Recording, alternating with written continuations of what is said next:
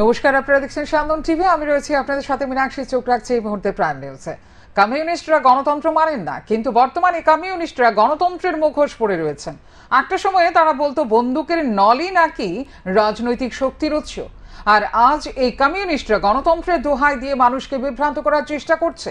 মঙ্গলবার ফটিকরায় নির্বাচনী জনসভায় এভাবে কমিউনিস্টদের তীব্র ভাষায় কটাক্ষ করেন রাজ্যের মুখ্যমন্ত্রী। মঙ্গলবার পূর্ব ত্রিপুরা লোকসভা আসনে বিজেপি মনোনীত প্রার্থী কৃতি সিং দেববর্মার সমর্থনে এক নির্বাচনী জনসভা অনুষ্ঠিত হয় ফটিকরায়। বক্তব্য রাখতে গিয়ে রাজ্যের মুখ্যমন্ত্রী ডাক্তার মানিক সাহা বলেন, কমিউনিস্টরা গণতন্ত্র মানে না, কিন্তু বর্তমান সময়ে এই কমিউনিস্টরা গণতন্ত্রের মুখোশ পরে রয়েছে। একটা সময় কমিউনিস্টরা বলতো বন্দুকের নলেই নাকি রাজনৈতিক শক্তির উৎস, কিন্তু এখন কমিউনিস্টরা গণতন্ত্রের দোহাই দিয়ে সাধারণ মানুষকে বিভ্রান্ত করার চেষ্টা করছে। বক্তব্য রাখতে গিয়ে মুখ্যমন্ত্রী ডাক্তার মানিক সাহা শুধুমাত্র কমিউনিস্টদেরই নয়, কংগ্রেস এবং ইন্ডিয়া জোটকেও তুলোধুনো করে ছাড়েন। মুখ্যমন্ত্রী বলেন, পরিবারকে বাঁচানোর তাগিদেই পরিবারের সদস্যদের পাশাপাশি হাতে গোনা কয়েকজন কর্মী সমর্থক সিপিআইএম এর সাথে মিশে গেছে। প্রধানমন্ত্রী নরেন্দ্র মোদী যেভাবে দেশের উন্নয়নকে এগিয়ে নিয়ে চলেছেন, সেই উন্নয়নের প্রতীকে আর থামানো যাবে না বলে অভিমত ব্যক্ত করলেন মুখ্যমন্ত্রী। আজকে কংগ্রেসের যে নির্বাচনী অফিস, সেখান থেকে সিপিএম এর ফ্ল্যাগ ফেস্টুন বেরোয়, আর সিপিএম এর যে অফিস, সেইখান থেকে কংগ্রেসের ফ্ল্যাগ ফেস্টুন বেরোয়। অদ্ভুত একই আমরা দেখছি এখন ডায়াসে একসাথে ওরা শেয়ার করছে। কি বলছেন কমিউনিস্টের সবচেয়ে সর্বোচ্চ নেতা, কি বলছেন ত্রিপুরাতে? উনি বলছেন যে সময়ের কারণে এখন চিহ্ন খুব বেশি একটা ইম্পর্টেন্ট না, গণতন্ত্র বাঁচানোর জন্য আমরা একসাথে হতে হয়েছে। আগামী দিনে সংবিধান থাকবে না, সংবিধান বাঁচানোর তাগিদে আমরা একসাথে হয়েছি। আসলে এরকমটা না, আসলে হচ্ছে এদের এই যে 28টা যে পার্টি, তার মধ্যে বেশিরভাগ অলমোস্ট পার্টি দেখা গেছে তাদের পরিবার পার্টি। সেই পরিবারকে বাঁচানোর তাগিদে পুরো সময় একসাথে হয়েছে। মুখ্যমন্ত্রী ছাড়াও এদিন এই নির্বাচনী সমাবেশে উপস্থিত ছিলেন স্থানীয় বিধায়ক তথা রাজ্যের মন্ত্রী সুধাংশু দাস, ভারতীয় জনতা পার্টির রাজ্য সভাপতি রাজীব ভট্টাচার্য সহ ফটিকরায় মণ্ডলের শীর্ষ নেতৃত্ব। সান্দন টিভি। মঙ্গলবার পূর্ব ত্রিপুরা লোকসভা আসনের বিজেপি প্রার্থী কৃতি সিং দেববর্মার সমর্থনে কাঞ্চনপুরে এক নির্বাচনের সমাবেশ অনুষ্ঠিত হয়। সমাবেশে মুখ্য বক্তা ছিলেন মুখ্যমন্ত্রী ডাক্তার মানিক সাহা। তিনি কংগ্রেস ও সিপিআইএম এর সমালোচনা করে বলেন, কংগ্রেস ও সিপিআইএম এর অশুভ জোটের কথা বলে শেষ করা যাবে না, কিন্তু বর্তমান সরকার দুর্নীতি মুক্ত সরকার। আগামী দিনেও দুর্নীতি মুক্ত ভাবে রাজ্য এবং দেশ পরিচালনা করা হবে। ইউপিএ সরকার সময় শুধুমাত্র ভেজাল ছিল। 10,323 প্রসঙ্গক্রমে মুখ্যমন্ত্রী বলেন, এর জন্য দায়ী কমিউনিস্টরা। তাদের জন্য এই মানুষগুলি চাকরি হারিয়েছে। বিশেষ করে বর্তমানে যারা কংগ্রেসে রয়েছে, তারা তৎকালীন সময়ে বিরোধী দলের হয়ে মামলা করে চাকরিগুলিকে হারানোর জন্য আরো বেশি মানুষকে বিভ্রান্ত করেছে, আর এখন তারা একে অপরের বন্ধু হয়েছে। সবচেয়ে আশ্চর্যের বিষয় হলো, কংগ্রেস এবং সিপিআইএম তাদের হাতের খুন, সন্ত্রাসের রক্ত এখনো শুকোয়নি। এখন তারা একে অপরের সাথে হাত মিলিয়েছে। এখন আবার তারা গণতন্ত্রের কথা বলছে, কিন্তু গণতন্ত্র তারা কখনো মানত না। আর বলেন, দেশের জরুরি অবস্থার সময় কত লোককে তারা জেলে ঢুকিয়ে রেখেছে সেটা রাজ্যবাসী জানে। মুখ্যমন্ত্রী আরও বলেন, কংগ্রেস ও সিপিআইএম আজকে যে সংবিধানের কথা বলে দাবি করছে, সেটা কেউই পরিবর্তন করতে পারবে না। সুতরাং তারা বিজেপির ওপর যে সংবিধান পরিবর্তনের অভিযোগ তুলছে, সেটা সম্পূর্ণ ভিত্তিহীন বলে দাবি করেন মুখ্যমন্ত্রী। আমার কাছে তাদের যে লোকদের কেউ এতদিন দেখেনি, যাদের কথা কেউ ভাবেনি, বিশ্বকর্মা পূজার সময় আপনারা দেখেছেন 18টা শ্রেণী, যাদের কথা কেউ ভাবেনি, যারা কুমোর কামার, যারা কবলারাত ছিল, তাদের সম্পর্কে বিশ্বকর্মা পূজা 13,000 কোটি টাকার উনি প্রকল্প এনেছেন। বন্ধুগণ, সব ক্ষেত্রে একটু বিশ্বাস রাখুন, আর কমিউনিস্টদের কথা বাদ দিন, আর কংগ্রেসের কথা বাদ দিন, কারণ এদের যে অশুভ জোট, ওদের কথা বললে শেষ করা যাবে না। আজকে 10,323 কথা বলা হচ্ছে। কালকে আপনারা শুনেছেন ওয়েস্ট বেঙ্গলে প্রায় 50,000-এর উপরে চাকরি চলে গেছে এই গ্রুপ ডি আর সি। আমাদের সরকার ট্রান্সপারেন্সির সরকার। প্রধানমন্ত্রী নিজে বলছেন আমরা দুর্নীতিমুক্ত সরকার চালিয়েছি, আগামী দিনও দুর্নীতিমুক্ত চালাবো, দুর্নীতিমুক্ত সরকার চালাবো। আর আগে ইউপিএ সরকারের সময় খালি স্ক্যাম এইগুলোই তো দেখতাম। এবং এই যে 10,323 নরেন্দ্র মোদী যখন প্রধানমন্ত্রী হয়েছেন সেই সময়ে 63 টাকা দিয়ে ডলার কেনা যেত, এখন কিনতে হচ্ছে 84 টাকা ও এর চেয়েও বেশি দিয়ে। এর জন্য দায়ী নরেন্দ্র মোদী সরকারের অর্থনীতি। মঙ্গলবার অমরপুর মহকুমায় ইন্ডিয়া জোটের মনোনীত সিপিআইএম প্রার্থী রাজেন্দ্র রিয়াং এর সমর্থনে আয়োজিত নির্বাচনী জনসভায় ঠিক এইভাবেই নিজের অভিমত ব্যক্ত করেছেন রাজ্যের প্রাক্তন মুখ্যমন্ত্রী মানিক সরকার। মঙ্গলবার ইন্ডিয়া জোটের মনোনীত সিপিআইএম প্রার্থী রাজেন্দ্র রিয়াং এর সমর্থনে অমরপুরে এক নির্বাচনী জনসভা অনুষ্ঠিত হয়। এই নির্বাচনী জনসভায় প্রধান বক্তা হিসেবে উপস্থিত ছিলেন বামফ্রন্ট সরকারের 4 বারের মুখ্যমন্ত্রী মানিক সরকার। বক্তব্যের একদিকে তিনি প্রধানমন্ত্রী নরেন্দ্র মোদী এবং বিজেপি সরকারের তীব্র সমালোচনা করেন। তিনি বলেন, নরেন্দ্র মোদী যখন প্রধানমন্ত্রী হয়েছিলেন তখন 60 টাকা দিয়ে ডলার কেনা যেত, আর বর্তমান সময়ে ডলার কিনতে হচ্ছে 84 টাকারও আরো কিছু বেশি দিয়ে। এর জন্য দায়ী নরেন্দ্র মোদী সরকারের অর্থনীতি। প্রাক্তন মুখ্যমন্ত্রী মানিক সরকার আরো বলেন, সম্প্রতি ভারতীয় জনতা পার্টি যে ইশতেহার প্রকাশ করেছে তাতে দ্রব্যমূল্য বৃদ্ধি নিয়ে একটি শব্দও নেই। কালোবাজারি কিংবা বেআইনি ভাবে মজুতদারদের বিরুদ্ধে কোনো ধরনের ব্যবস্থা গ্রহণ করার উদ্যোগ নেই নরেন্দ্র মোদী সরকারের। এই সমস্ত কালোবাজারি এবং বেআইনি মজুতদারদের পয়সা নিয়ন্ত্রণ হচ্ছে বলে তাদের বিরুদ্ধে ব্যবস্থা গ্রহণ করার কোনো সাহস নেই বিজেপি সরকারের। এদিন একটি মিছিল অনুষ্ঠিত হয় এই নির্বাচনী সভার আগে। সেখানে ব্যালট হচ্ছে, আমাদের দেশে দাবি হচ্ছে, ইলেকশন কমিশন করছে না, ইন্ডিয়া ব্লকের তরফ থেকে দাবি করা হয়েছে, গুরুত্বই দিচ্ছে না। এখন দেখা যাচ্ছে 100 জনের মধ্যে 48 জন সরাসরি বলছে ইভিএম মেশিনের উপর আমাদের কোনো আস্থা নাই। প্রতারণা হচ্ছে, তন্ত্রকতা হচ্ছে, ভোট দিচ্ছে মানুষ একজনকে, আর সেখানে হিসেবের সময় দেখা যাচ্ছে অন্য নামে ভোটের হিসেব বেরোচ্ছে। কি চলছে এটা? একই রকম ভাবে আমাদের দেশের প্রধানমন্ত্রী ধর্মনিরপেক্ষতার যে আদর্শের বেদিমূলে আঘাত করছেন, হিন্দু মুসলমান বৌদ্ধ খ্রিস্টানের মধ্যে বিভেদ তৈরি করার চেষ্টা করছেন, সংবিধান পাল্টাবার চেষ্টা করছেন, এ নিয়েও প্রশ্ন করেছিল তারা। এই ধর্মনিরপেক্ষতার যে বিষয় নিয়ে নানা প্রশ্ন উঠছে, আপনাদের কি বক্তব্য? 78 জন বলেছেন আমাদের দেশ ভারতবর্ষ হিন্দু আছে, মুসলমান আছে, বৌদ্ধ আছে, খ্রিস্টান আছে, শিখ আছে, ইসাই আছে, হিন্দুদের মধ্যে নানা ধর্ম আছে, তারা আছেন, তারা থাকবেন, তাদের নিয়ে ভারতবর্ষ ঐক্যবদ্ধ থাকবে। এর জন্য যে ধর্মনিরপেক্ষতা সঠিক পথ, এটার পক্ষে আমরা, এটা না থাকলে ভারতবর্ষ ধ্বংস হয়ে যাবে। আমি এই কথাগুলো যে আপনাদের সামনে বলছি, এটা মার্ক্সবাদী কমিউনিস্ট পার্টির তৈরি করা কথা না। আন্তর্জাতিক পরিসরে যারা স্বনামধন্য আমাদের দেশের নির্বাচনের মুখে, তারাই ভারতবর্ষের বিভিন্ন। এদিকে সিপিআইএম প্রার্থী রাজেন্দ্র রিয়াং এর সমর্থনে এক নির্বাচনী জনসভা অনুষ্ঠিত হয় সাবরুমে। এতে প্রধান বক্তা হিসেবে উপস্থিত ছিলেন সিপিআইএম এর রাজ্য সম্পাদক জিতেন্দ্র চৌধুরী। গণতন্ত্র মানে আমি যাকে ভালোবাসি, সমর্থন করে তার নামে যেমন জয়ধ্বনি দেব। আমার যদি কারো ভালো না লাগে, আমার চোখের সামনে যদি কেউ অন্যায় করে, অপরাধ করে, চুরি করে, তার বিরুদ্ধে আঙ্গুল তুলে কথা বলবো, চিৎকার দিয়ে কথা বলবো।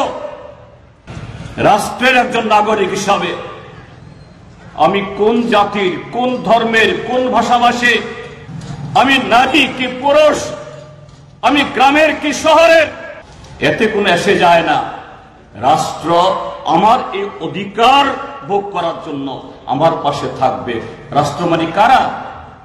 রাষ্ট্র মানে পুলিশ, পল্টন, রাষ্ট্র মানে হাকিম, হুকুম, রাষ্ট্র মানে প্রশাসন। বিজেপির জমানায় সেই রাষ্ট্র আজকে মেরুদণ্ডহীন করে রেখেছে তাদেরকে। বিজেপির জমানায় আজকে শাসক দলের। সিপিআইএম প্রার্থীর সমর্থনে এদিন এই নির্বাচনী সভায় দলীয় কর্মী সমর্থকদের ব্যাপক পরিমাণে অংশগ্রহণ লক্ষ্য করা যায়। সান্দন টিভি। সৎ বাবা এবং নিজের মায়ের অমানবিক নির্যাতনের শিকার নাবালিকা। ঘটনা উদয়পুর কাকরাবন হরিচলা এলাকায়।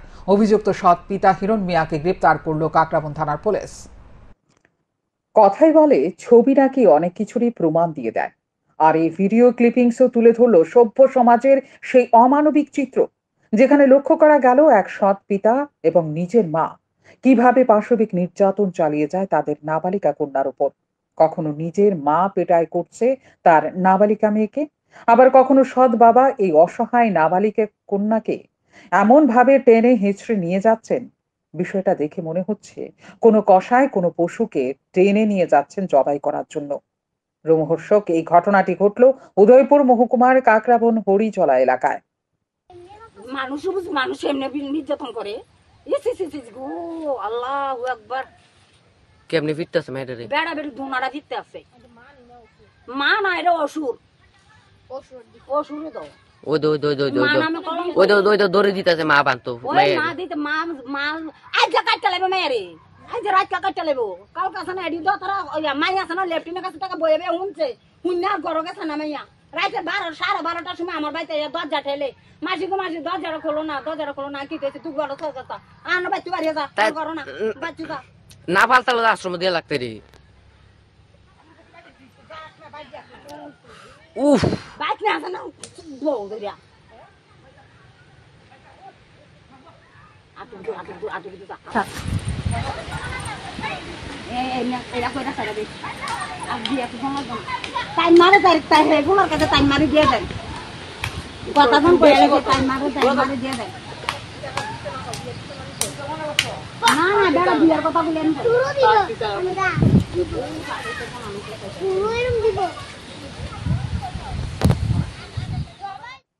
পুকুরপাড় সংলগ্ন এলাকায় এই ভিডিওটি যারাই করছিলেন তাদেরকে বলতে শোনা গেছে মেয়েটির রক্ষা নেই।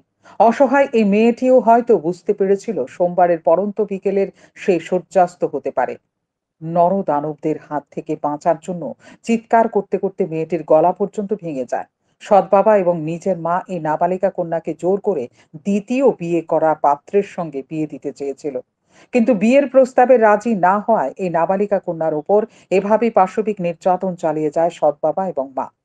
মঙ্গলবার সকালে কাকরাবন থানার ভারপ্রাপ্ত আধিকারিক এই ভিডিওটি হাতে পেয়ে ঘটনার সত্যতা যাচাই করে এবং সৎ পিতাকে গ্রেপ্তার করে কাকরাবন থানায় নিয়ে আসে। আজ সকাল 9টা নাগাদ আমার একজন সোর্সের মাধ্যমে এবং সাংবাদিক ভাইদের একজন ভাই থেকে আমি একটি ভিডিও পাই, যেখানে দেখা যায় যে একজন লোক তার একটি মেয়েকে ওনার স্ত্রীর সঙ্গে মিলে প্রচণ্ড বাজেভাবে মারধর করছে। এই ভিডিও পরবর্তী সময় সত্যতা যাচাই করি এবং কাকরাবন হরিজলা নাগপাড়া এলাকায় আমি আমার অফিসার এবং স্টাফদের পাঠাই। তখন পাঠিয়ে ঘটনার সত্যতা আবার প্রমাণ মিলে এলাকাবাসীর থেকে তখন এবং ওই অভিযুক্ত হিরণ মিয়া, বাবার নাম আব্দুল করিম, ওনাকে আমরা অ্যারেস্ট করে থানাতে নিয়ে আসি। এখন তার বিরুদ্ধে আমরা আইন অনুযায়ী পরবর্তী পদক্ষেপ গ্রহণ করব। যে মেয়েটিকে মারধর করা হয়েছিল সেই মেয়েটিকে নাবালিকা ছিল? হ্যাঁ, ওই মেয়েটি নাবালিকা ছিল। একটা অভিযোগ আসছে যে অভিযুক্তকে আপনারা গ্রেপ্তার করেছেন এবং অভিযুক্ত যাকে মেরেছে সেটা নাকি সৎ মেয়ে, এরকম কি কিছু পেয়েছেন তথ্য? হ্যাঁ, এটাই ওনার এটা সৎ মেয়ে, মানে উনি যে নাবালিকা মেয়ের যে মা, ওনার মা হলো এই অভিযুক্তের দ্বিতীয় স্ত্রী। এখন আইন অনুযায়ী ব্যবস্থা? হ্যাঁ, আইন অনুযায়ী ব্যবস্থা গ্রহণ করব। এবারে কাকরাবন থানার পুলিশ অভিযুক্ত সৎ পিতা হিরণ মিয়ার বিরুদ্ধে কি ধরনের ব্যবস্থা গ্রহণ করে সেটাই দেখার। একই সঙ্গে এই নাবালিকা কন্যার ভবিষ্যৎ নিয়েও শুভবুদ্ধি সম্পন্ন মহলে দেখা দিয়েছে নানা উদ্বিগ্নতা। সান্দন টিভি। সরকারি জমির উপর গড়ে তোলা এক অসহায় ব্যবসায়ীর দোকানঘর গুড়িয়ে দিল আগরতলা পুর নিগমের টাস্ক ফোর্স। ঘটনা রাজধানী আগরতলা টাউন ইন্দ্রনগর শ্মশান সংলগ্ন এলাকায়। অসহায় এই ব্যবসায়ীর নাম হিমাংশু দেবনাথ। রাজধানী আগরতলা টাউন ইন্দ্রনগর শ্মশান সংলগ্ন এলাকার বাসিন্দা হিমাংশু দেবনাথ পেশায় টিআরটিসির গাড়ির চালক ছিলেন। অবসরে আসার পর তিনি চায়ের দোকান দেওয়ার জন্য সরকারি জায়গার উপর বাঁশ দিয়ে একটি দোকান ঘর তৈরির কাজ শুরু করেছিলেন। মঙ্গলবার দুপুরে আগরতলা পুর নিগমের টাস্ক ফোর্সের কর্মীরা সংশ্লিষ্ট স্থানে এসে অসহায় হিমাংশু দেবনাথের এই দোকান ঘর ভেঙে দেয়। টাস্ক ফোর্সের কর্তব্যরত আধিকারিক রবীন্দ্রনাথ ঘোষ হিমাংশু দেবনাথের কোনো কথাই শুনতে নারাজ। কর্তব্যরত আধিকারিককে হিমাংশু দেবনাথ বলেছেন তিনি আগরতলা পুর নিগমের কোনো এক কর্তা ব্যক্তির সঙ্গে কথা বলেছেন। নিগমের সেই কর্তা ব্যক্তি তাকে মৌখিকভাবে সরকারি জমির উপর দোকান ঘর গড়ে তোলার কথা বললেও লিখিতভাবে কোনো কাগজপত্র দেননি।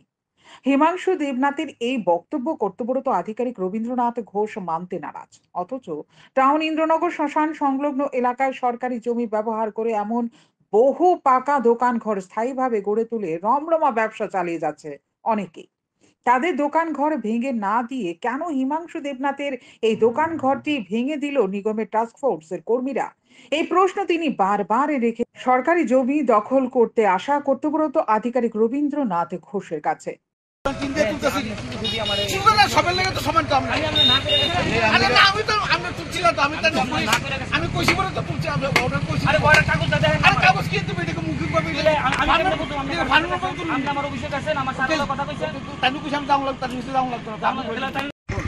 শুনেন, আপনি যে টাক্সারটা বানাইছেন, যখন আপনি টাক্সারটা বানান কমপ্লিট হইব, তখন আপনার পাশাপাশি আরেকটা দোকান হইব, শেষ করলেই কথা। তখন হ্যাঁ কইব যে আপনি ওই দোকান ডিরেক্ট এরকম নাম না আমার কইতাছেন। এই রোডটা কি আমার কি না? এটা তো পাবলিকের রোড, আমার কোনো ব্যক্তিগত কোনো অসুবিধা এখন আপনার কাছে অসুবিধা লাগবে না তো? অসুবিধা আমার কাছে লাগবে না তো? আপনি যদি দোকান করেন, শুনেন আমি শুনেন, আপনি আমার কথা শুনেন, যদি আপনার দোকান করার ইচ্ছা থাকে এরকম পার্মানেন্ট স্ট্রাকচার হইতো না।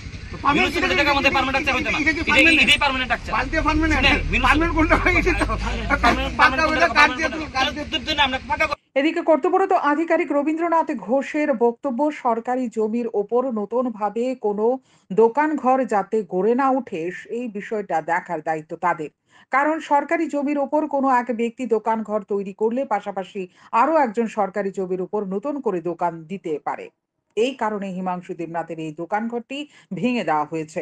সরকারি জমির উপর পুরনো যে সমস্ত স্থায়ী দোকান ঘরগুলো রয়েছে সেগুলো ভেঙে দেওয়ার নোটিশ জারি করা হলে সেই সমস্ত দোকানগুলো ভেঙে দেওয়া হবে বলে জানান তিনি।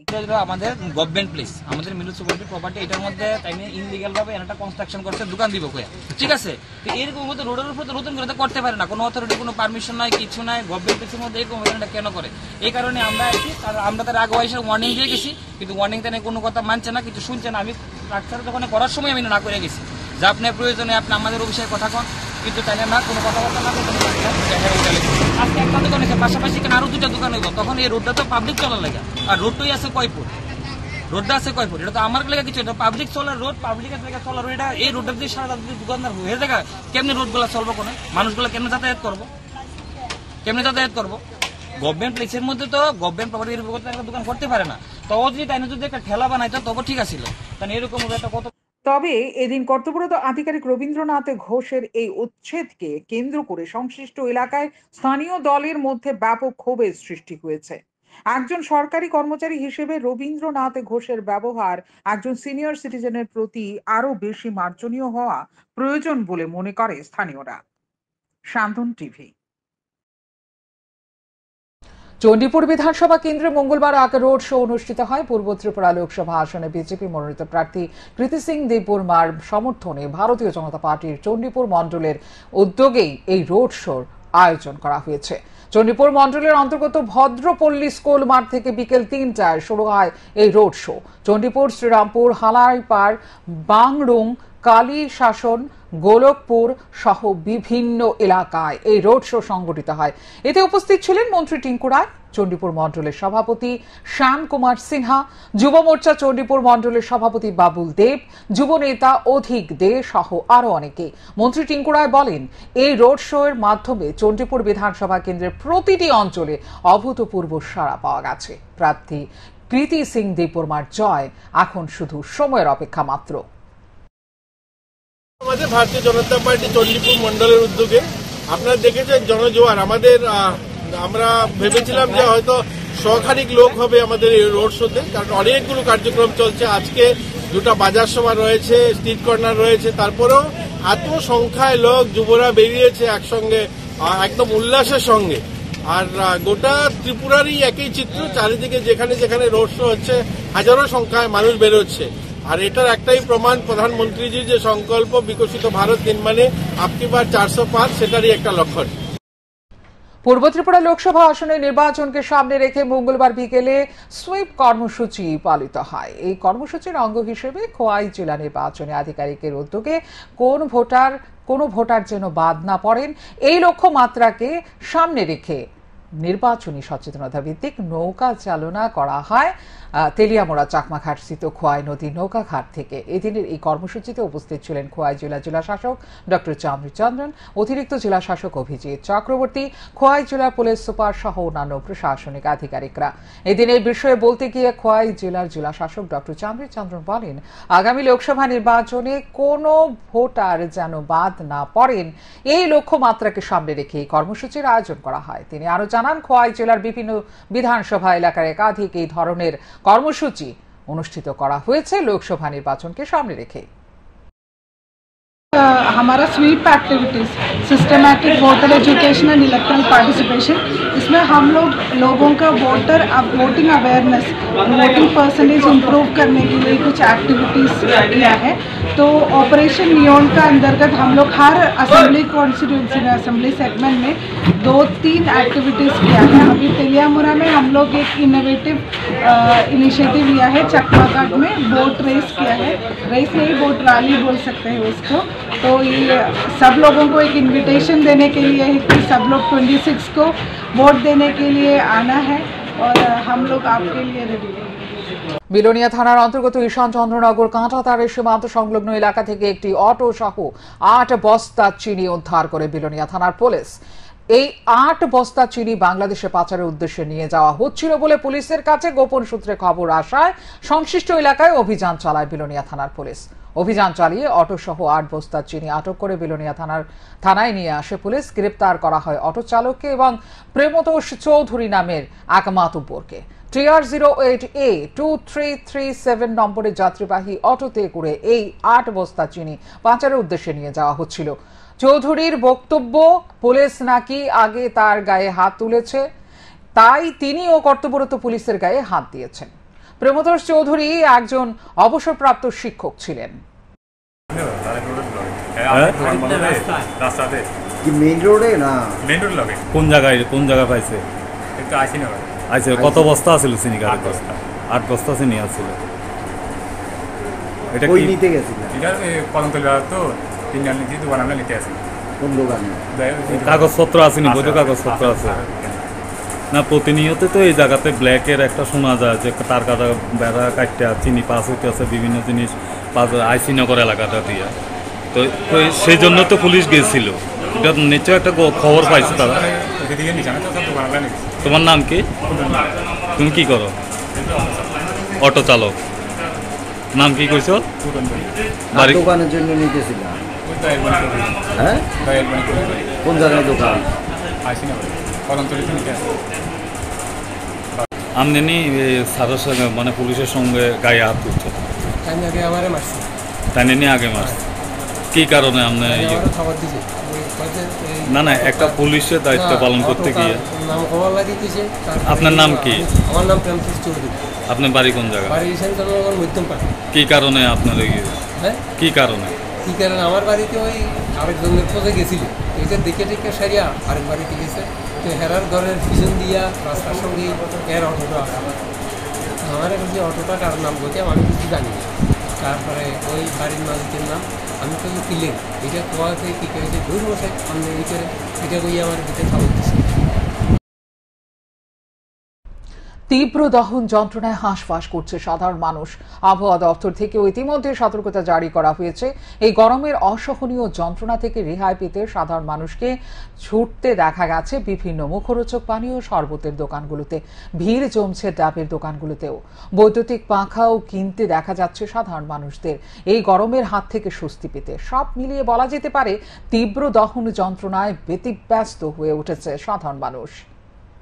এখনকার মতো এই মুহূর্তের সংবাদ এই পর্যন্ত। অন্যান্য আপডেটস দেখার জন্য অবশ্যই নজর রাখতে হবে সান্দন টিভির পর্দায়।